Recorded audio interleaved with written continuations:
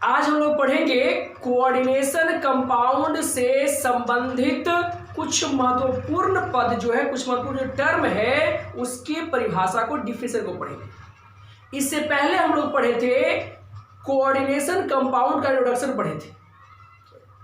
यदि आप अभी तक मेरे चैनल को सब्सक्राइब नहीं किए हैं तो आप सब्सक्राइब कर ले, ताकि आप पहले वाला वीडियो और आगे जो भी अपलोड होगा वो सबको आप आराम से देख सके, आप तक पहुंच सके।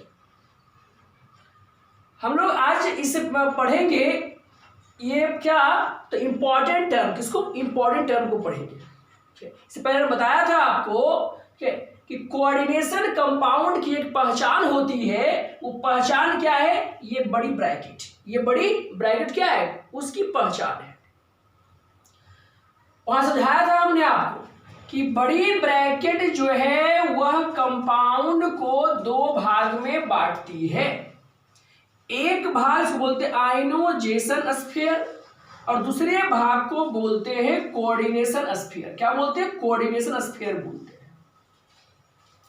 इस कोऑर्डिनेशन स्फीयर के अंदर जो रहता है इसे NiCN4, ये कुल को मिला के बोलते हैं कोऑर्डिनेशन इंटिटी। क्या बोलते हैं? कोऑर्डिनेशन इंटिटी बोलते हैं। जिसके अंदर है एलिमेंट, जो इसके अंदर है उसको क्या बोलते हैं? कोऑर्डिनेशन इंटिटी बोलते हैं। अब इसमें जो Ni है उसे कहते हैं सेंट्रल एटम, केंद्रीय परमाणु। क्या बोलते हैं? केंद्रीय परमाणु बोलते हैं। और ये Cn जो है, Cn को बोलेंगे लिगैंड। क्या बोलेंगे? लिगैंड, यानी संलग्नी, जो सेंट्रल एटम में जुड़ा हुआ रहता है। इस ब्रैकेट के बाहर जो हिस्सा है, चाहे इस तरफ चाहे उस तरफ, है ने, जो भी एटम रहता है, उसको हम लोग बोलते हैं काउंटर आयन। क्या बोलते हैं? Counter ion. इस बात का जिक्र हमने इसके पहले वाले क्लास में किया था। आज ये सभी जितने भी शब्द देख रहे हैं, ये सभी का हमें डिफिनीशन लिखना है।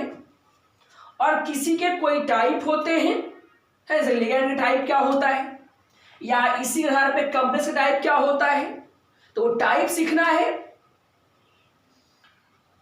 और उसके बाद इसी के सहारे जब हम लोग ये बात जान लेंगे तो हम लोग फिर जानेंगे कोऑर्डिनेशन नंबर, ऑक्सीडेशन नंबर, ये सब के बारे में। ठीक है, आइए लिखते हैं डिफिनीशन सबका। देखिए, हम लोग सबसे पहले जानते हैं परिभाषा किसका? आयनोजेशन स्फीयर। कौन स्फीयर? आयनोजेशन स्फीयर। हिंदी आयनन भाग। कौन भाग? आयनन भाग। किसे कहते हैं? हम समझाया था आपको कि ये जो कोऑर्डिनेशन कंपाउंड है, इसके बड़ी ब्रैकेट के बाद वाला, हमने ब्रैकेट इसको छोड़ के इधर या उस तरफ वाले भाग को क्या बोलते हैं? आयनन भाग बोलते हैं। तो परिभाषा क्या होगा? The part of coordination compound who placed outside of big bracket is known as ionisation. Ionisation यानी क्या? हिंदी में कोऑर्डिनेशन कंपाउंड, उप सह संयोजन यौगिक का वह भाग हु प्लेस्ड, जो रखा हुआ है आउटसाइड ऑफ बिग ब्रैकेट, बड़ी कोष्ठक के बाहर, जो बड़ी कोष्ठक के बाहर होता है, इज नोन एज आयनोजेशन स्फीयर। उसे क्या कहते हैं? आयनन भाग, यानी आयनन भाग कहलाता है। जो बड़ी ब्रैकेट के बाहर रहता है ना, क्या ब्रैकेट के बाहर रहता है, उसे क्या कहते हैं? आयनोजेशन स्फीयर। जैसे ये पार्ट को छाप लीजिए, तो ये क्या है? ये आयनोजेशन स्फीयर है। दूसरा है परिभाषा काउंटर आयन। कौन आयन? Counter ion. ध्यान से देखिए, हिंदी में बोलते हैं बाह्य आयन। नाभि में बाह्य माने बाहर, माने वह आयन जो बाहर रहता है ना, वो आयन क्या? जो बाहर रहता है। क्या? द आयन और atom who present in ionisation sphere is known as counter ion. The ion माने वह आयन, और माने या, एटम माने परमाणु, हु मतलब जो, प्रेजेंट माने उपस्थित होता है, किसमें? तो इन आयनोजेशन स्फीयर, आयनन भाग में, is known as counter ion, उसे क्या बोलते हैं? बाह्य आयन। क्या बोलते हैं? बाह्य आयन। तो इसमें क्या है, इसको झाप लिए तो आयनोजेशन स्फीयर कौन हो गया? ये हो गया स्फीयर पूरा से बाहर भाग को। लेकिन यह जो एटम के जो है के, वह क्या हो गया? Counter ion. क्या हो गया? काउंटर आयन हो गया। ठीक है, ध्यान रहेगा। आगे हम लोग अगला देखते परिभाषा। आगे हम क्या जानेंगे? कोऑर्डिनेशन स्फीयर है ना, इसको हिंदी में क्या बोलते हैं? उप सह संयोजन भाग। हमने समझाया था आपको कि कोऑर्डिनेशन कंपाउंड जो है वो बिग ब्रैकेट के अंदर वाले भाग, पूरा है ना बिग ब्रैकेट, ये भाग को बोलते हैं कोऑर्डिनेशन स्फीयर। क्या बोलते हैं? इसको छोड़ दीजिए, ये हटा दीजिए, तो बाकी जो बच गया वो क्या कहलाया? Coordination sphere. और इसके अंदर जो है NiH2O4, इसको बोलते हैं कोऑर्डिनेशन एंटिटी। क्या बोलते हैं? कोऑर्डिनेशन एंटिटी बोलते हैं। और ये सिंगल Ni है, निकेल जो है, इसको बोलते हैं सेंट्रल एटम। क्या बोलते हैं? सेंट्रल एटम या आयन कहते हैं। और ये है लिगैंड। ये क्या है? लिगैंड। इसके साथ जो जुड़ेगा उसे क्या बोलेंगे? लिगैंड, संलग्नी बोलेंगे। तो आइए हम लोग इसी चारों बात का परिभाषा देखते हैं ध्यान से। पहला क्या है? कोऑर्डिनेशन स्फीयर उप सह संयोजन भाग। क्या होता है परिभाषा? The part of coordination compound, the part of coordination compound within big bracket is known as coordination sphere. देखिए हिंदी में द पार्ट माने भाग, वह भाग, ऑफ माने का, किसका? कोऑर्डिनेशन कंपाउंड, उप सह संयोजन यौगिक का वह भाग, विदिन बिग ब्रैकेट, जो बड़ी ब्रैकेट के अंदर रहता है, बिग कोष्ठक के अंदर रहता है, उसे क्या कहेंगे? कि is known as coordination sphere, उप सह संयोजन भाग कहलाता है, या कहा जाता है, या कहते हैं, जो कहीं। दूसरा है कोऑर्डिनेशन एंटिटी, हिंदी में उप सह संयोजन एकक। उप सह संयोजन एकक परिभाषा क्या होगा? द एटम और molecule who present in coordination sphere is known as coordination entity. Is known as coordination entity. ध्यान देखिए, नहीं, द एटम मतलब परमाणु, और मोलिक्यूल यानी अणु, परमाणु रहे या अणु रहे, परमाणु से क्या? Ni क्या? परमाणु है। H2O क्या है? मोलिक्यूल है, अणु है। तो कुछ नहीं रहता, परमाणु रहे मोलिक्यूल रहे, उसे मतलब नहीं है। तो जो भी परमाणु या मोलिक्यूल हु मतलब जो प्रेजेंट मतलब उपस्थित रहता है, किसमें? तो इन कोऑर्डिनेशन स्फीयर यानी आयनन भाग में, इन उप सह संयोजन भाग में जो परमाणु उपस्थित रहता है उसे क्या कहते हैं? उप सह संयोजन एकक कहते हैं। क्या कहते हैं? उप सह संयोजन एकक कहते हैं। परिभाषा क्या हो जाएगा? वह परमाणु या अणु जो उप सह संयोजन भाग में उपस्थित रहता है, उप सह संयोजन एकक कहलाता है। अगला है सेंट्रल एटम, या इसको बोलिए आयन भी बोल सकते हैं। सेंट्रल एटम या आयन बोलिए, हिंदी केंद्रीय परमाणु या आयन, केंद्रीय परमाणु या आयन। परिभाषा क्या होता है? The atom of coordination entity which is coordinated with ligands atoms और molecules is known as central atom। इसका मतलब क्या हुआ? एटम मतलब परमाणु, ऑफ किसका? कोऑर्डिनेशन एंटिटी का, उप सह संयोजन एकक का वह परमाणु जो संलग्नी यानी संलग्नी कहिए यानी परमाणु या अणु कहिए से जुड़ा होता है। जैसे Ni है, देखिए Ni क्या है, आगे हम बताएंगे आपको कि Ni जो होता है, जैसे इधर H2O है, इधर H2O है, इधर H2O है, इधर H2O है, ऐसे करके जुड़ा हुआ रहेगा। आइए देख रहे हैं, जो ये है ना, ये मेन वाला, इसको बोलते हैं सेंट्रल एटम, और जो बगल में ये सब चारों है इसको बोलते हैं लिगैंड। क्या बोलते हैं? लिगैंड बोलते हैं, है ना। आगे हम दिखाएंगे स्ट्रक्चर से, वो दिखाएंगे कैसा स्ट्रक्चर होगा, सब दिखाएंगे आगे।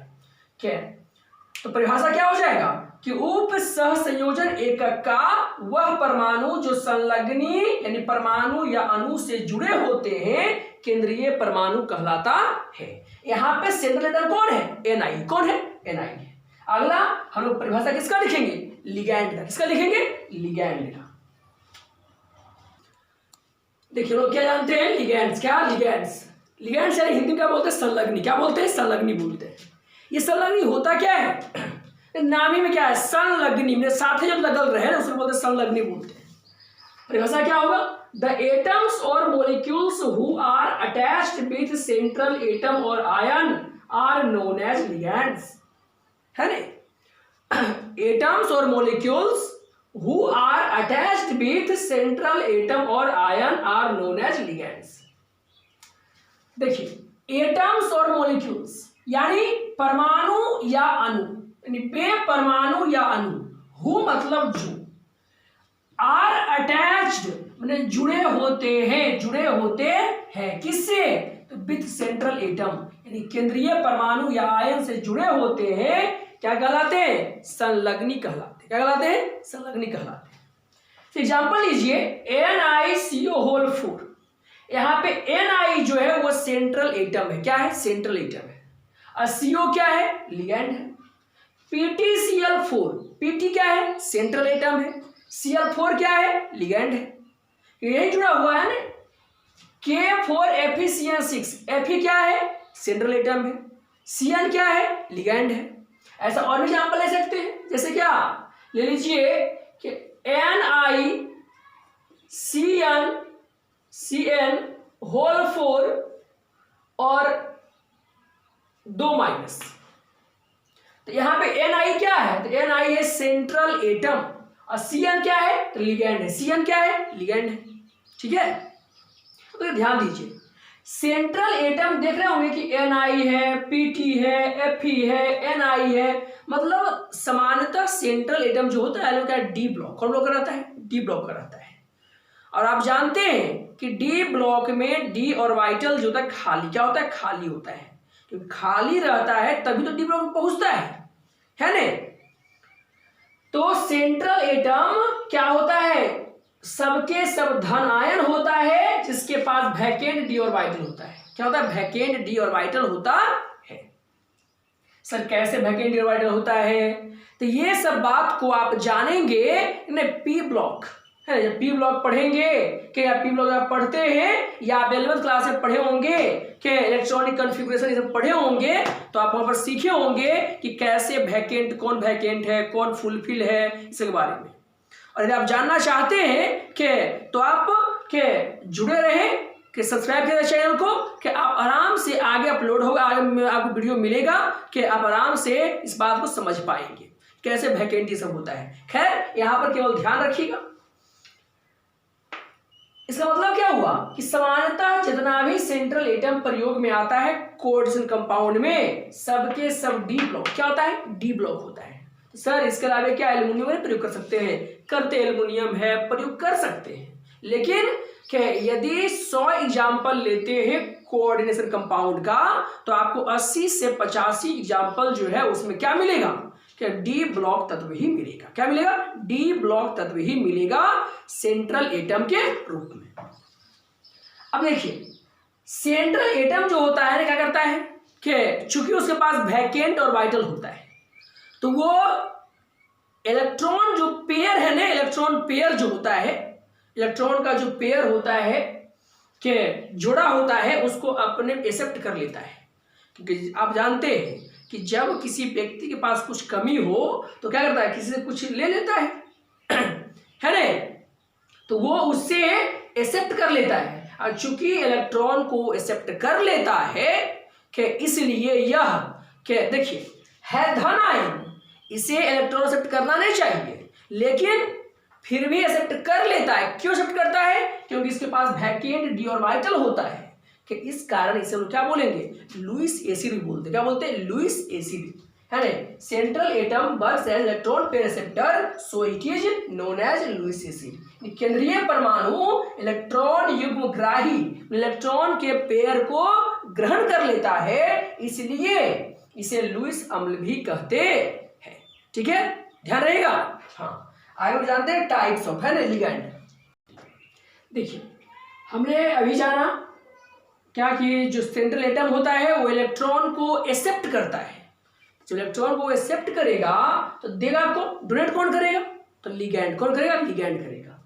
Ligands are linked with central atom by coordinate bond. ध्यान दीजिएगा कि आप लोग पीछे पढ़े थे कि वैसा कंपाउंड जो आयनिक बॉन्ड से जुड़ा होता है उसे बोलते हैं आयनिक कंपाउंड। जो कोवैलेंट बॉन्ड से कोवैलेंट कंपाउंड।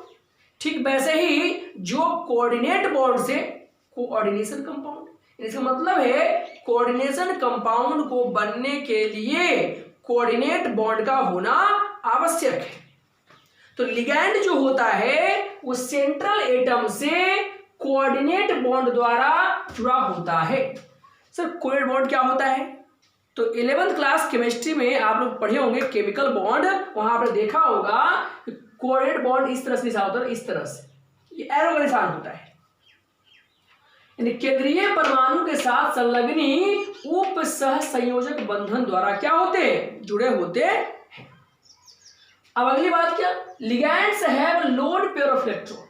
लिगैंड के पास, संलग्नी के पास इलेक्ट्रॉन की निर्जन जोड़ी होती है। इलेक्ट्रॉन की निर्जन जोड़ी होती है। ये क्या होता है? निर्जन जोड़ी क्या होती है? तो आप लोग पढ़े थे, याद कीजिए हल्का सा। जैसे यदि लिखा हुआ है NH3 तो N के पास देखिए, N के पास होता है 5 इलेक्ट्रॉन, 2 3 4 5। अब कितना हाइड्रोजन है? 3 हाइड्रोजन। तो 1 हाइड्रोजन, 2 हाइड्रोजन, 3 हाइड्रोजन, ये तो जुड़ गया। लेकिन यहां पर यह इलेक्ट्रॉन जो है वह क्या किया? ने पार्टिसिपेट किया, ने भाग लिया। तो जो भाग नहीं लिया बच गया, अकेले रह गया, है ने। तो इसी को जोड़ा बचा, इसको बोलते हैं लोन पेयर। क्या बोलते हैं? Lone pair. ठीक है, क्या बोलते हैं? Lone pair. अब ये लोन पेयर कैसे सर? इसे 5 कैसे बोले कि यहां पर 5 इलेक्ट्रॉन ऐसे जुड़ गया? तो ये सब बातें हम लोग इलेक्ट्रॉनिक कंफ्यूजन में पढ़ते हैं। तो जब इलेक्ट्रॉनिक कंफ्यूजन पढ़ेंगे के तो हम आपको पूरा बताएंगे इस बात को कि इलेक्ट्रॉनिक कंफ्यूजन जो होता है उस सहारे से कैसे बताते हैं, कैसे लोन पेयर है, क्या है ना। इसलिए आपका जुड़े रहना बहुत जरूरी है ताकि आप केमिस्ट्री को एकदम आसान भाषा में समझ सके, कि बिना याद किए आप पूरे कॉन्सेप्ट को समझ सके। लोग कहते हैं कि इनऑर्गेनिक केमिस्ट्री है, ये याद करना होता है, लेकिन नहीं, कि केवल समझना होता है। बेस समझ लीजिएगा कि तो सब ध्यान रहेगा। हम बताएंगे आपको आगे अगले वीडियो क्लास में कि इसके बारे में कैसे कैसे ये सब आता है। हमारा एक चैप्टर ही होगा पी ब्लॉक। क्या होगा? पी ब्लॉक एक चैप्टर ही है, तो हम समझाएंगे आपको, है ने, कि कैसे कैसे कितना क्या होता है, कैसे कोऑर्डिनेट बॉन्ड बनता है, लोन पेयर क्या होता है, कैसे प्राप्त होता है। यहाँ केवल जानिए कि जो बचता है वो लोन पेयर है, इसके पास लोन पेयर रहता है। ठीक है, तो लोन पेयर होता है, इसलिए क्या करेगा? तो जिसके पास कोई चीज ऐसी बच गया वो क्या करेगा? किसी को दे देगा। तो वो डोनेट करता है, so it donate it's electron pair. इसलिए क्या करता है? वो उस इलेक्ट्रॉन पेयर को दूसरे को दे देता है, डोनेट कर देता है। ठीक है, और डोनेट करता है तो जो डोनेट करता है उसको क्या बोलते हैं? डोनर बोलते हैं। क्या बोलते हैं? डोनर। जो एक्सेप्ट किया तो क्या बोलेंगे? एक्सेप्टर बोलेंगे ना। हाँ, तो ड्यू टू दिस, इसके कारण ligand are known as donor atom. Ligand क्या बोलते हैं? Donor atom. हिंदी बोलते हैं दाता परमाणु। दाता परमाणु क्या? संलग्नी में इलेक्ट्रॉन की निर्जन जोड़ी उपस्थित होती है, इसलिए ये इलेक्ट्रॉन युग्म का त्याग करते हैं, और यही कारण है किसे क्या कहते हैं? दाता परमाणु कहा जाता है। किसको? तो लिगैंड्स को। अब अगली चीज देखिए, जो दान देता है उसको हम जानते क्या बोलते हैं? बेस बोलते हैं, क्षार बोलते हैं। लेकिन चूंकि यह सभी के सभी जो है, सभी जो है कि नॉन मेटालिक एटम या मॉलिक्यूल होता है, इसलिए इसमें गुण है ग्रहण करने का, लेकिन फिर भी क्या दे रहा है? नहीं, कोई कंजूस व्यक्ति दान दे रहा, मतलब कोई ना कोई क्या है कि वहां पर कोई ना कोई क्या है? रॉन्ग नंबर है। ठीक है, इसलिए ठीक वैसे ही कि ये लिगैंड जो होता है सबके सब नॉन मेटालिक होता है, लेकिन यहां पर डोनेट कर रहा है, इसलिए इसको बोलते हैं लुईस बेस। क्या बोलते हैं इसको? लुईस बेस बोलते हैं। और जिसका गुण है हमेशा दान देने का, वो किसी से ले रहा है, क्या कहलाएगा? Lewis acid. क्या कहलाएगा? लुईस एसिड कहलाएगा। ठीक है, ध्यान रखिएगा। तो इसे लुईस बेस बोलते हैं। कुछ लिगैंड का नाम है जैसे Br-, इसको बोलते हैं ब्रोमाइड आयन बोलते हैं, क्लोराइड आयन, Cl है साइनाइड आयन, ये OH है हाइड्रोक्साइड आयन, फिर O2 है ऑक्साइड आयन, NH3 है अमोनिया, H2O है वाटर यानी जल, SO4 है सल्फेट आयन, CO है कार्बन मोनोऑक्साइड, NH4 है अमोनियम आयन। ऐसे ढेर सारे लिगैंड होते हैं। हम आपको के अगले क्लास में बताएंगे टाइप ऑफ लिगैंड और कौन कौन लिगैंड होता है, उसका फॉर्मूला क्या होता है, उस पर कितना चार्ज होता है। यहाँ देखिए चार्ज है ना, प्लस है माइनस ये सब है ना, चार्ज क्या होता है, वो कितना डोनेट करेगा, उसके पास कितना लोन पेयर होता है, ये सब हम बताएंगे आपको क्या अगले के क्लास में, क्या टाइप्स ऑफ लिगैंड होगा, है ना। ठीक है।